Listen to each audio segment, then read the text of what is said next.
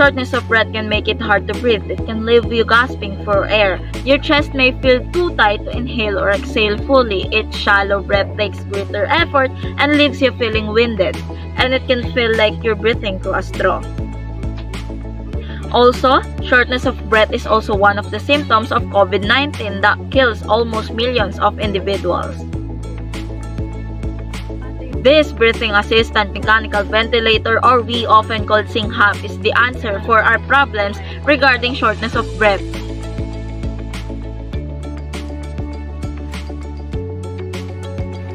It is a low-cost mechanical ventilator that was designed to meet the requirements of the doctors at the forefront. It gives doctors basic but sufficient functionality and flexibility to treat patients with more, and fully fledged complex ventilators are not available.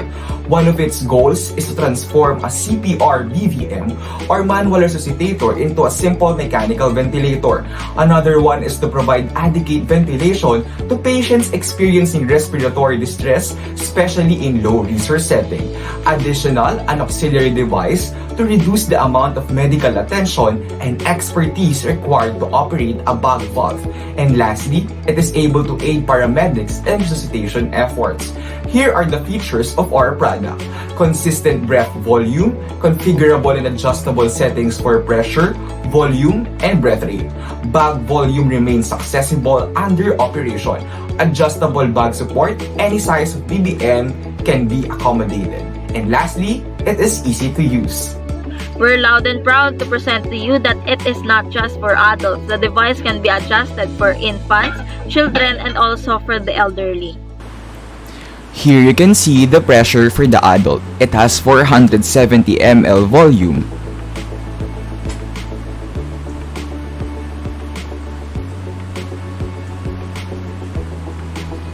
Another one is for the child. It has 285 ml volume. Lastly, for the infant with the smallest pressure.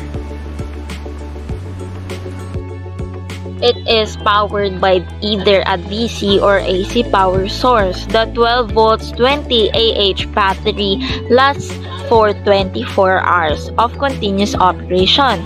Regarding to the size of device, it is designed to occupy the least amount of space possible so that it could be transported and stored easily in any setting, but considering that it should fit around the BVM.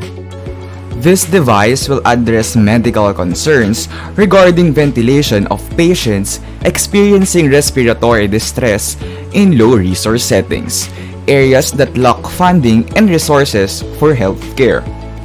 This device must also be adjustable for all potential patients' needs while being inexpensive and reliable in low-resource settings.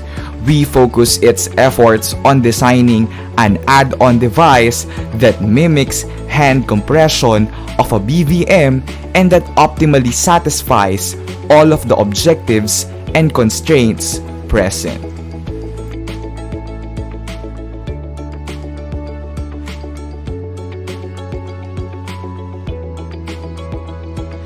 Thank you very much for listening, and we're hoping for more innovative ideas for our device. Thank you very much.